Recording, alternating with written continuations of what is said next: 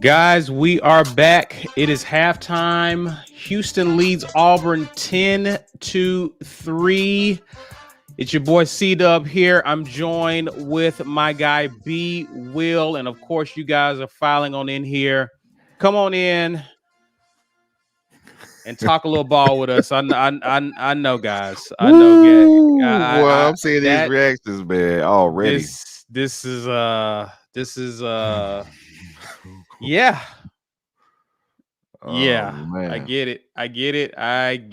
B, how you feeling, man, after the half? You know,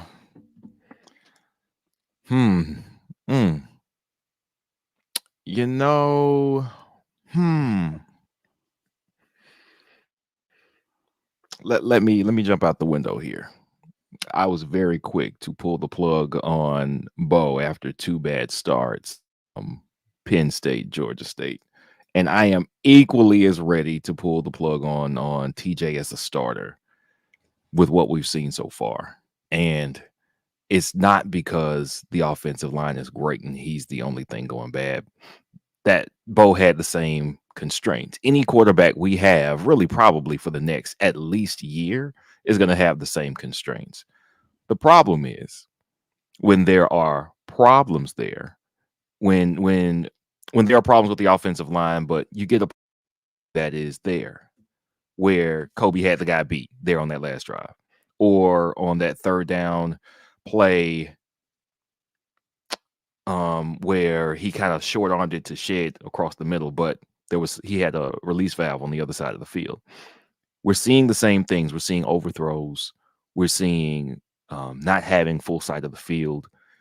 And yes, it is completely possible that pressure from their defensive line is causing that.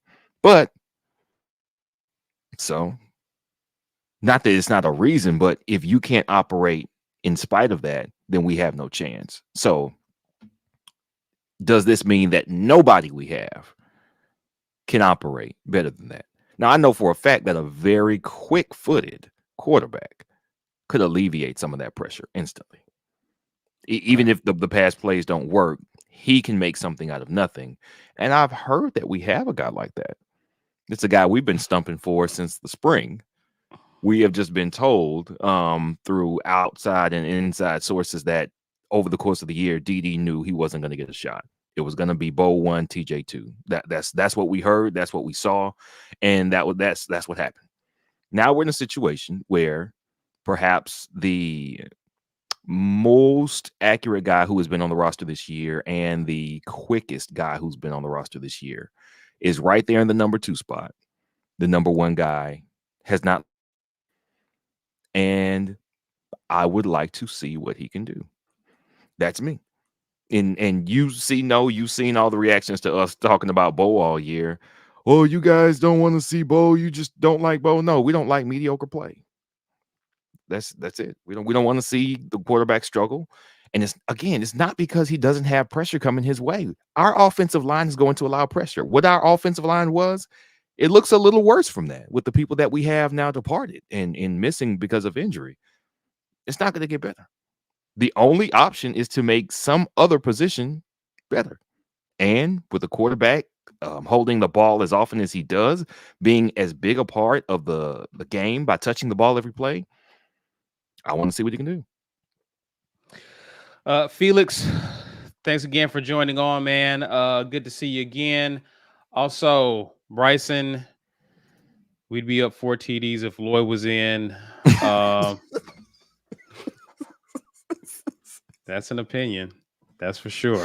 Hey, you know what though? Hey, in Grant Lloyd's, I can't say that. I never saw Grant Lloyd actually play serious. No, did he? Well, A-Day he was very not good, but I mean, with what we're seeing today, the only thing that you can possibly do is short throws, which Harson's kind of started going to here. So there was some room there, man. We short running back screen, and then you hit him over the top, right? Like it was available, but TJ missed him on the overthrow. And these are things we've seen constantly. We've seen that from when Gus was the QB. Short, or sweep, get everybody going to the line of scrimmage or expecting run, expecting speed sweeps, and then you hit them over the top. And when the wide receiver wins, you got to hit them, man.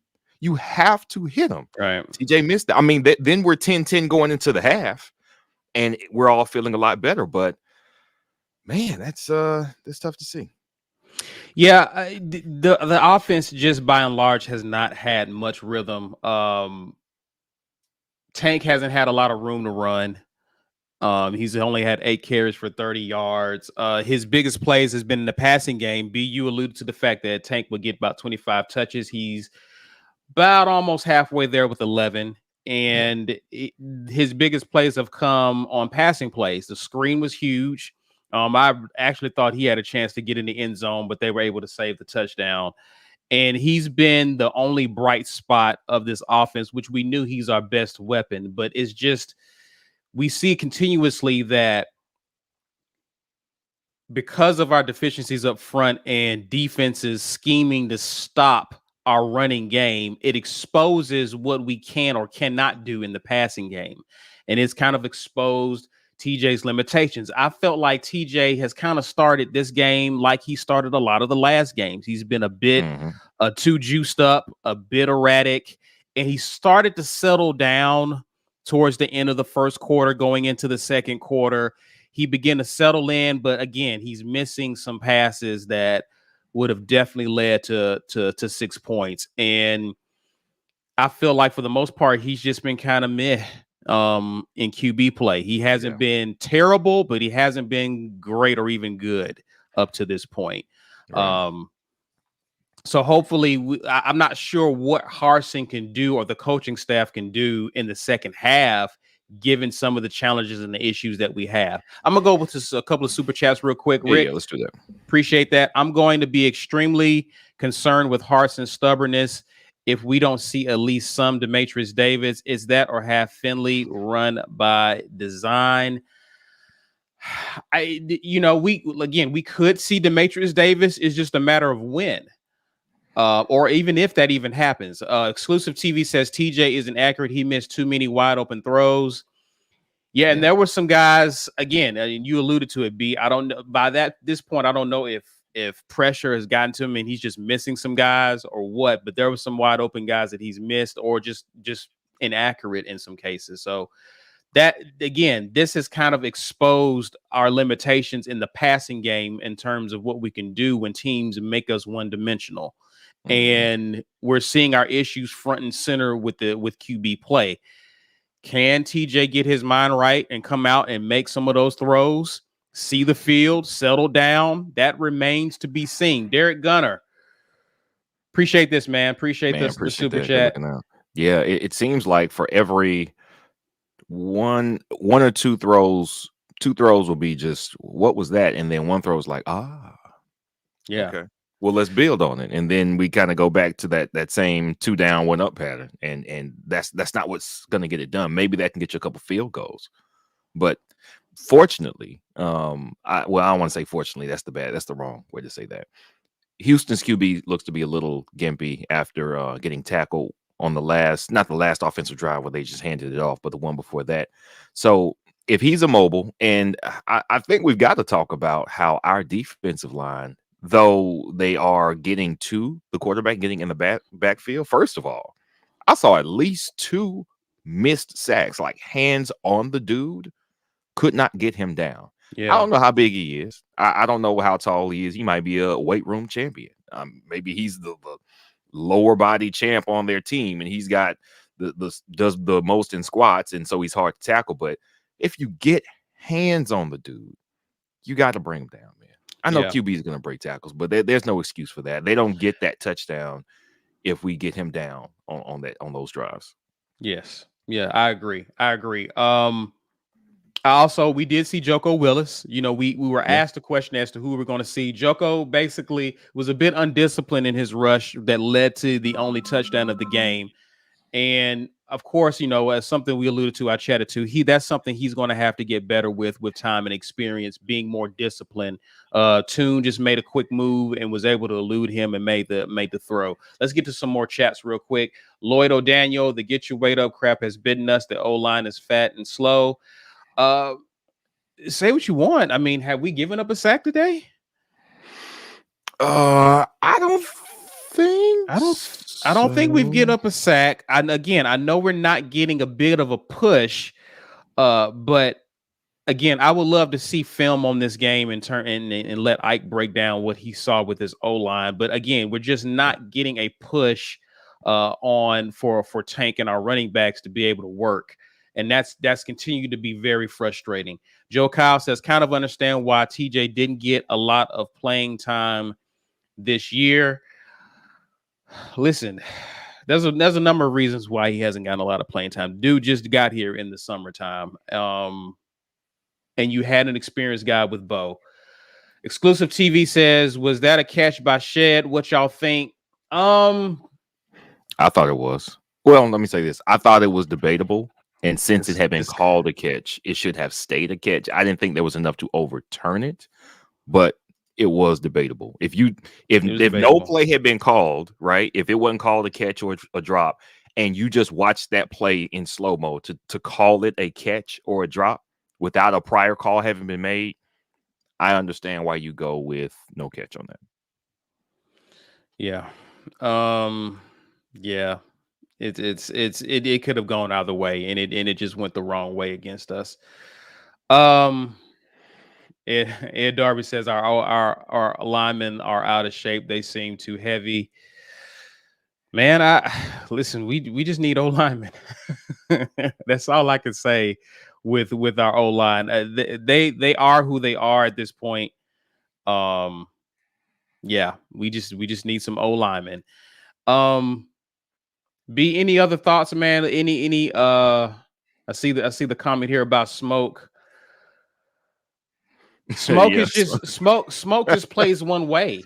He plays one way, and that 10 he actually made me very upset with one of the plays that it almost resulted in a big play, but we were able to gang tackle the defender. I think it was the running back actually coming out of the backfield with Smoke again, going for the big hit, didn't wrap up. If that running back got loose in the red zone, that would have been a big score. Again, that's one of the things I wish Smoke would do is just wrap up his guys. But again, he's trying to go for that big highlight reel hit. And sometimes players bounce off of that and keep running. And so I see someone here saying let me see if I can find it. I think they were saying we look bad, the SEC so far. SEC. So let me see. Florida lost to UCF. Well, again, this is what happens when you get 13 out of 14 teams in the bowl. Sometimes you're going to have some. We're going to look bad early on in the bowl season, and I mean, we were 6-6. We had a 4-game skid. So yeah, we're going to see we're seeing the bottom feeders of our conference actually in bowl competition. And in this case with Auburn, we're going against one of the better teams in the American Conference. So that's why we're seeing we're down some guys, but let's not make excuses though. Let's not that you are, and that's a reality, but the reality is we are 6-6 for a reason. And we are seeing minus some of our best players, then now we for sure look like a 6-6 SEC team. So we look like what we are. I hope second halves have been good for Mason so far. Outside of Mississippi State, the second half has been good for Mason. So I'm expecting something to be done there where there was no pressure from the front four. I'm expecting the front to get some pressure now without having to blitz. And we're getting there because their quarterback isn't particularly fast, but we weren't always finishing. And even when we get there, we're getting some tackles for loss. I want us to get some sacks. I want to see some consistent sacks. I want to see our linebackers get to find that running back and get them down a little bit. We had some gap misses in that first half. And that's frustrating to see. But that's again, there was a guy we had who opted out of this game who basically met the runner in the gap when he would go through it. And again, we saw what happens when he's not in the game. The reaction time to the run is a little delayed as opposed to when we have McClain back there. And so I'm a little concerned about our run defense. Alton McCaskill has, on 8 carries alone, he has 54 yards. He looks like he's halfway to 100. If we're able to stop the run in the second half, I feel better about our defense's ability to get the ball back to us.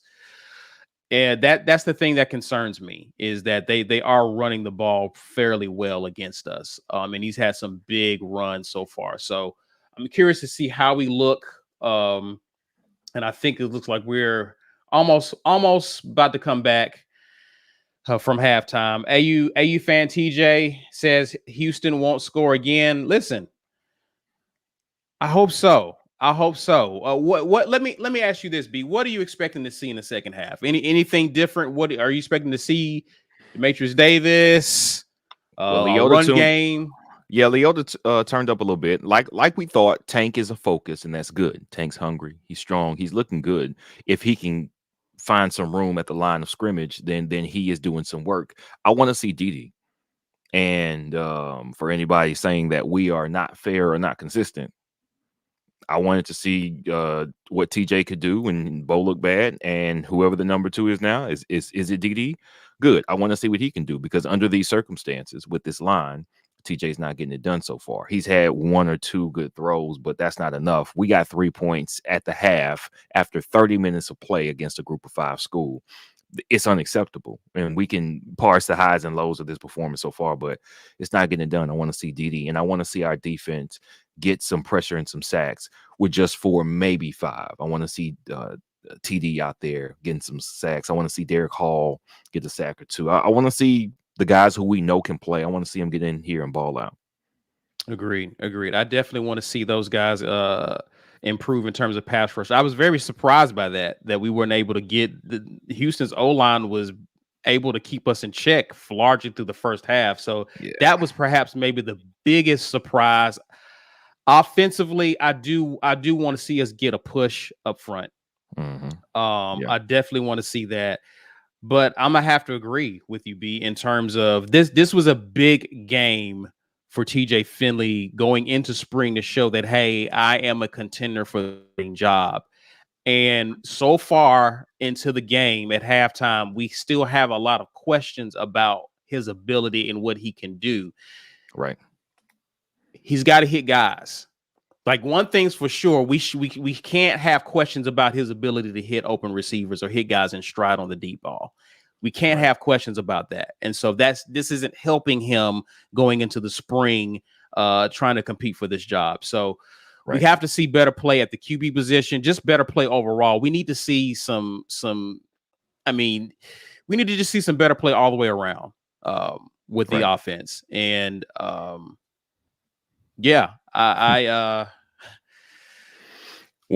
saw people at the top when we first got on. They were clamoring for for QBs in the transfer portal. We need O linemen in the transfer portal. We do. I still think our best QB, our best chance at a great QB is already on the roster. He's already in a jersey. He's in a jersey right now in Birmingham. But we got to get, if we want to be great, we got to get the O line in order. Council was out there moving with that block to help Tank put him QB. Bryson, you just having a good time, buddy. The game is almost back on. So guys, we will be back here with our thoughts on the game. I'm hoping for a better second half, B. We'll see what happens. Guys, come back here and we will definitely let you know how we feel about the conclusion of this game. Hopefully the good guys pull it out. But until then, War Eagle, guys. War Eagle.